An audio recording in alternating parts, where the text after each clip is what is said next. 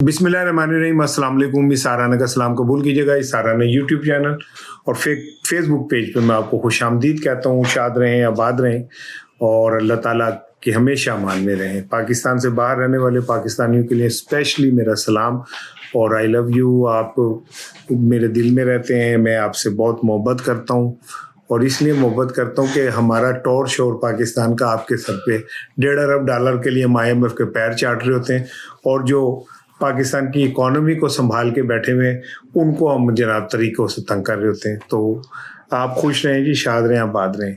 पाकिस्तान में हालात जो हैं आने वाले दिनों में, मैं कोई आपको मौत का मंजर या मरने के बाद क्या होगा, कब्र का अज़ाब का कोई कहानियाँ नहीं लिखता रहा कि मैं आपको को डराने के लिए ये वीलॉग कर रहा हूँ, लेकिन जो आने वाले दिन है उनका एक छोटा सा नक्शा जो है मैं आपकी तरफ खींच रहा हूँ। लेकिन मेरा असल जो आज का वीलॉग है उसमें 2 चीज़ें बड़ी इंपॉर्टेंट है।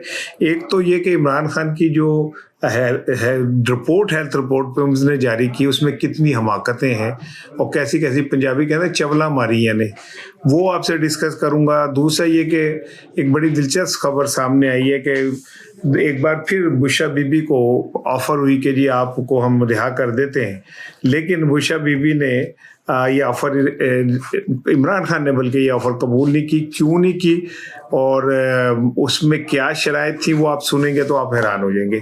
लेकिन पहले ये खलीज की सूरत हाल ये है कि ईरानी सदर साहब ये कह रहे हैं कि जी उनको मुल्क विच पे ने, वो कह रहे हैं जी सालसी कर लें, ये कर लें, वो कर लें, और लेकिन वो कहते हैं कि जी हमने तो मौत ज़िंदगी जो है अपने हाथों में रखी हुई है, तो हमें सालसी वालसी का इतनी परवाह नहीं है, ना हमें कोई इतनी जल्दी है।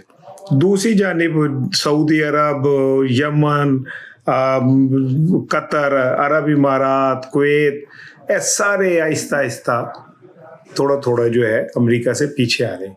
अब पीछे तो आ रहे हैं लेकिन इनमें जुर्रत नहीं है अमेरिका को कहने की। अमेरिका के एक सहाफ़ी हैं, उन्होंने बड़ी ज़बरदस्त एक आर्टिकल लिखा, उसमें उन्होंने कहा भाईजान गल है वे कि हेनरी किसिंजर ने जो अब से कुछ 10-15 साल पहले एक इंटरव्यू दिया था जिसमें उन्होंने कहा था कि अमेरिका के पॉलिसी मेकर ये एज पर पॉलिसी तय कर चुके हैं कि जो तेल पैदा करने वाले ममालिक हैं उन पे हमने बाहुकुक हर कीमत पे कब्जा करना है। वेनेजुएला कर लिया कब्जा, कम हो गया, सदर को अगवा कर लिया, चुक लिया। अब ये इस जंग में जो बारीक वारदात डाली जा रही है वो ये कि सऊदी अरब, कुवैत, अरब इमारात को और इस सतह पे खौफजदा किया जा रहा है कि वो वहाँ पे किसी तरह अमेरिकन जो मैनेजमेंट है उनको कहें हमारा दिफा सारा कुल्ली आप संभाल लें, मुआहदे शुआहदे छड़ दे, वो मुआहदे तो होते रहते हैं। जो सऊदी अरब की ऑयल रिफाइनरी पे हमला हुआ, अब वो साबित हो गया कि ईरान ने नहीं किया। अज़रबैजान पे ताज़ा तरीन जो हमला हुआ है वो भी ईरान ने नहीं किया। ईरान कहता है जी हम जिस पे करेंगे खुल के करेंगे, ठोक बजा के करेंगे। कतर पे भी उनका जैसे ठोक बजा के करेंगे। और ये चीज़ें साबित हो रही हैं कि मोसाद के एजेंट और CIA के एजेंट ये सारी कार्रवाइयाँ कर रहे हैं। मकसद उनका ये है कि हालात इतने ख़राब किए जाएं ईरान के नाम पे कि फिर उसके बाद इन ममालिक ये मफलूज हो जाएं, क्योंकि जंग लड़न जो कहते हैं कोई नहीं। जिन्होंने सारी ज़िंदगी हरम के अंदर आराम करते, वो हरम के अंदर ज़िंदगी गुजार दी हो, उन्होंने क्या जंगें लड़नी है। वैसे आपस की बात है, वो जो 34 ममालिक की फौज बनाई थी वो कहाँ चली गई?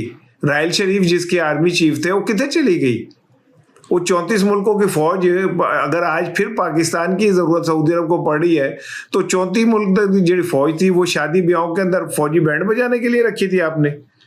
किस लिए रखी थी? वो राहिल शरीफ साहब को इतनी बड़ी जो तनख्वाहें आप दे रहे थे वो किस लिए दे रहे थे? एनीवे हालात इस तरफ जा रहे हैं कि आहिस्ता आहिस्ता आहिस्ता आहिस्ता अमेरिका के जो इत्तेहादी हैं खलीज के वो खौफ का शिकार हैं।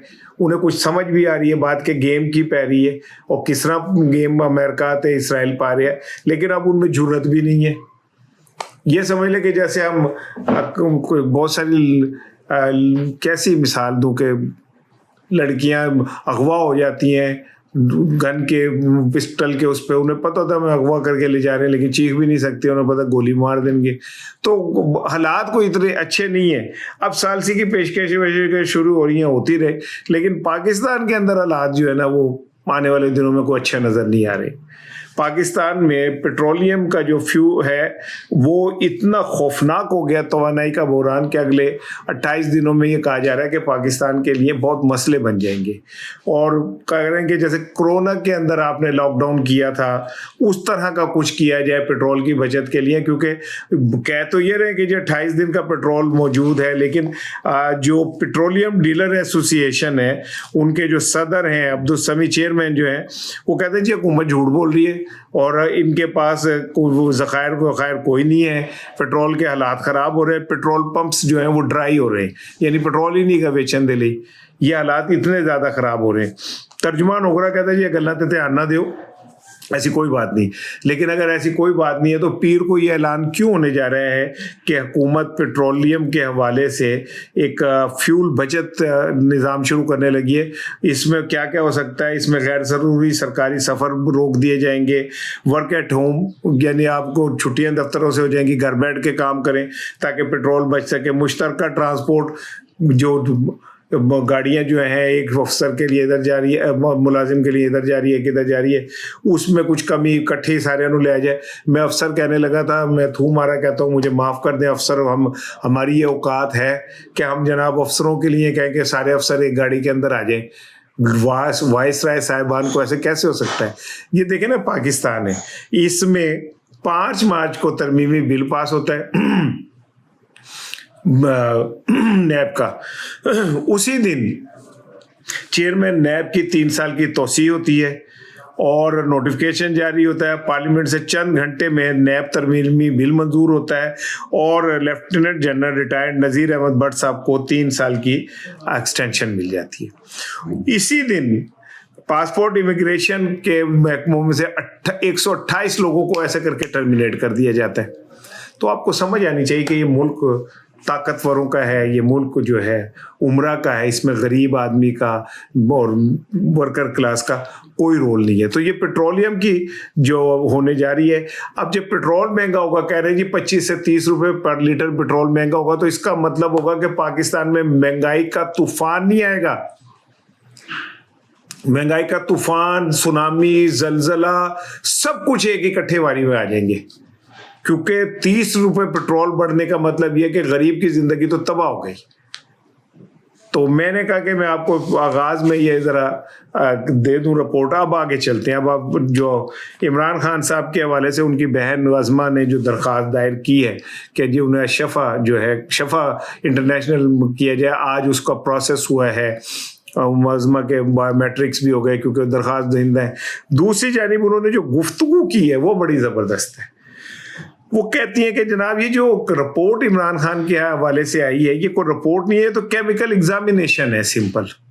और इसमें हमाकतें ये हैं कि इसमें मर्ज तो डायग्नोज ही नहीं हुआ हुआ कि इमरान खान को मर्ज क्या है। खाली आपने ये बता दिया जनाब एन जो है उन जो है, वो कहती है हमें ये बताएं कि इस इमरान खान को मर्ज क्या है, ट्रीटमेंट प्लान क्या दिया आपने ये तो बता दिया कि जो नदी आँख वो हो रही है आँख की। आपने ये नहीं बताया कि ये हो क्यों रही है, आपने ये नहीं बताया कि इसका ट्रीटमेंट प्लान क्या है।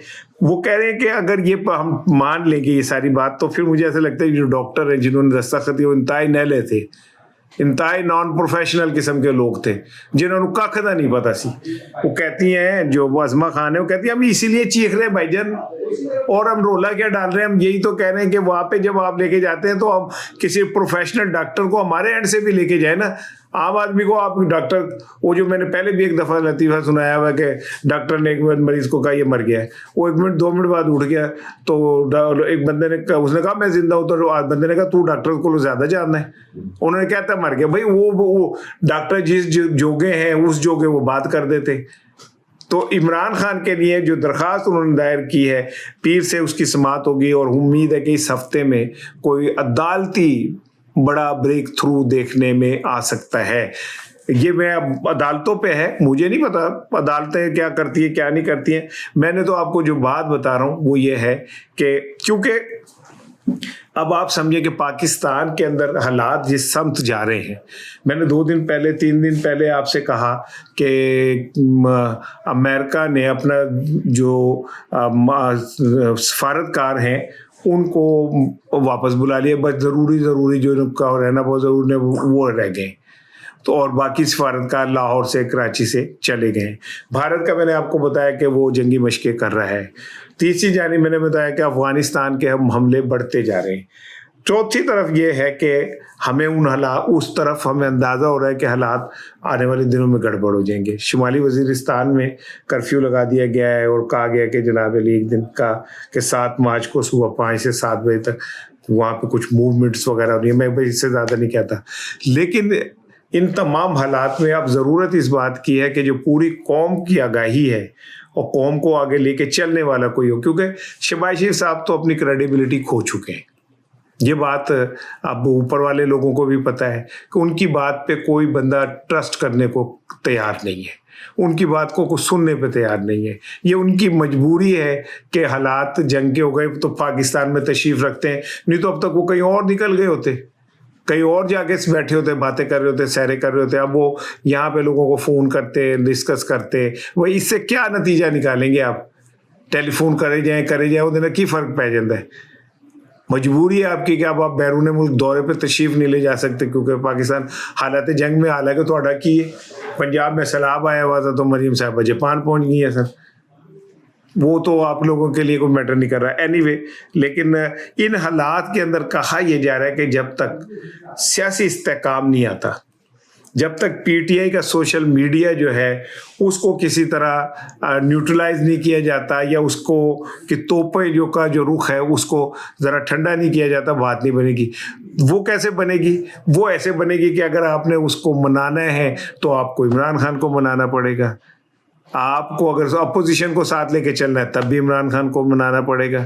اب عمران خان کو آپ رہا تو نہیں کر سکتے, اتنا تو کر سکتے ہیں نا کہ عمران خان کے لیے بھائی جان آپ ان کو ہاسپٹل منتقل کر دیں. تو یہ ساری چیزیں جو کھچڑی پکڑی ہے, اس سے آنے والے دنوں کا آپ کو نقشہ سمجھ آ جائے گا. اب ایک میں سوشل میڈیا پہ دیکھ رہا تھا, ایک کسی جانب سے یہ دعویٰ کیا گیا, ہمارے ایک سینئر جرنلسٹ ہیں, وہ اینالسٹ ہیں, انہوں نے اپنے ویلاگ میں کہا کہ بشا بی بی کو رہا کرنے کی آفر ہوئی ایک دفعہ پھر ابھی تازہ ترین, اور انہیں 3 چیزیں جو ہے نا کہا گیا کہ اگر آپ یہ کر لیں کہ بعد جا کے آپ انٹرویو نہیں دیں گی, کوئی پریس کانفرنس نہیں کریں گی, اور پارٹی کی قیادت نہیں کریں گی. کیونکہ پچھلی دفعہ بھی جب بشا بی بی جیل سے باہر آئی تھی تو یہ ایکسپیکٹ کیا جا رہا تھا کہ وہ گھر بیٹھیں گی, لیکن انہوں نے 26 نومبر کا آپ کو پتہ ہے کہ انہوں نے خود لیڈ کیا, اور اگر بیچ میں گنڈا پور جیسے لوگ نہ ہوتے تو شاید اس کا رزلٹ کچھ اور نکل آتا. اور یہ بھی دنیا کی انوکھی مثال ہے کہ ایک خاتون جس سے قید ہوئی, جسے اس کو رہا کر دیا گیا, انہوں نے کہا نہیں جی میں جیل ہی رہنا ہے, میں گھر نہیں رہنا, اور وہ واپس جیل چلی گئی. اب انہیں یہ 3 آفر دی گئی ہیں کہ جناب آپ برائے مہربانی کسی سے انٹرویو نہیں دیں گی, کوئی پٹھی سیدھی گل نہیں کریں گی, کوئی پریس کانفرنس نہیں کریں گی, پارٹی کی قیادت نہیں کریں گی. آپ کو پتہ ہے اس کا جواب کیا ہونا تھا؟ عمران خان تو آپ کو پتہ ہے وہ بھائی وہ کسی کی کہاں سنتا ہے, اگر سننی ہوتی تو بہت پہلے کا وہ پتہ نہیں کیا سے کیا ہو گیا تھا. عمران خان نے کہا تجھے اپنی آفر اپنے کول رکھو, میں جیل میں ٹھیک ہوں, میری بیگم بھی جیل میں ٹھیک ہے, اب جڑا بھی ہوئے گا دیکھی جائے گی. السلام علیکم.